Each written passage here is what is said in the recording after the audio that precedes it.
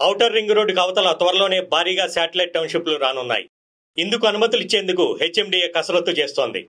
Greater సిటీలో పెరిగిన traffic ఒత్తిడిని తగ్గించేందుకు శివారులో టౌన్షిప్ల నిర్మాణానికి ముందుకొచ్చేవారిని ప్రోత్సహించాలని అధికారులు నిర్ణయించారు. కొంతకాలం కిందటే నోటిఫికేషన్ జారీ అయింది. నిర్మాణాలపై రూల్స్, మౌలిక వసతుల కల్పనపై పాలసీని కూడా తయారు చేశారు. టౌన్షిప్ల నిర్మాణానికి ఆసక్తి చూపించే సంస్థలను ప్రోత్సహించడంతో పాటు హెచ్ఎండిఏ నేరుగా ప్రభుత్వ భూముల్లో ప్రైవేటు సంస్థల భాగస్వామ్యంతో కూడా టౌన్షిప్లు నిర్మించనుంది. అందుకు ప్రభుత్వ భూములు ఎక్కడెక్కడ ఉన్నాయని అధికారులు ఆరాధిస్తున్నారు. శాటిలైట్ టౌన్షిప్లు పెరిగితే సిటీ మరింతగా విస్తరించనుంది. ఓఆర్ఆర్కు దూరంగా వీటిని నిర్మించడం ద్వారా ఆయా ప్రాంతాలు అభివృద్ధి చెందడంతో పాటు అభివృద్ధి వికేంద్రీకరణ జరుగుతుందని ప్రభుత్వం భావిస్తోంది. సిటీలో పెరిగిపోతున్న ట్రాఫిక్ ఒత్తిడి చాలా వరకు తగ్గుతుందని కూడా పేర్కొంటున్నారు. ఔటర్ శివారులో టౌన్షిప్లు నిర్మించేవారు కనీసం 100 ఎకరాల భూమి కలిగి ఉండాలి.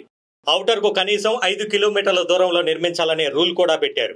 గతంలో నోటిఫికేషన్ జారీ చేసినప్పుడు 2 సంస్థలు టౌన్షిప్ల నిర్మాణానికి ముందుకొచ్చాయి. రంగారెడ్డి జిల్లా శంషాబాద్ మండలం దామర్లపల్లిలో 500 ఎకరాల్లో టౌన్షిప్ నిర్మాణానికి ఒక సంస్థ, ఇంకో చోట 100 ఎకరాల్లో నిర్మాణానికి మరో సంస్థ దరఖాస్తులు చేశాయి.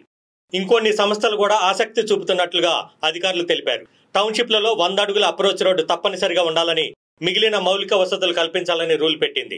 టౌన్షిప్ల నిర్మాణానికి చేంజ్ ఆఫ్ ల్యాండ్ అనుమతులు అవసరం లేదని స్పష్టం చేసింది. టౌన్షిప్లలో తప్పనిసరిగా ఆట స్థలాలు, రోడ్లు, హాస్పిటల్స్, షాపింగ్ మాల్స్, కాలుష్యం లేని పరిశ్రమలు పెట్టేలా చర్యలు తీసుకుంటున్నారు. ఇటీవల డిప్యూటీ సీఎం బట్టి విక్రమార్క సైతం ఓఆర్ఆర్ చుట్టూ టౌన్షిప్ల నిర్మాణంపై ప్రభుత్వం ప్రత్యేక దృష్టి పెడుతుందన్నారు. అలాగే వాటి నిర్మాణాలకు ముందుకు వచ్చే సంస్థలకు ప్రభుత్వం సహకరిస్తుందని తెలిపారు.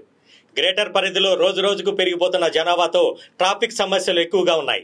శాటిలైట్ టౌన్షిప్ల నిర్మాణంతో సిటీపై ఒత్తిడి తగ్గుతుందని కూడా అధికారులు భావిస్తున్నారు.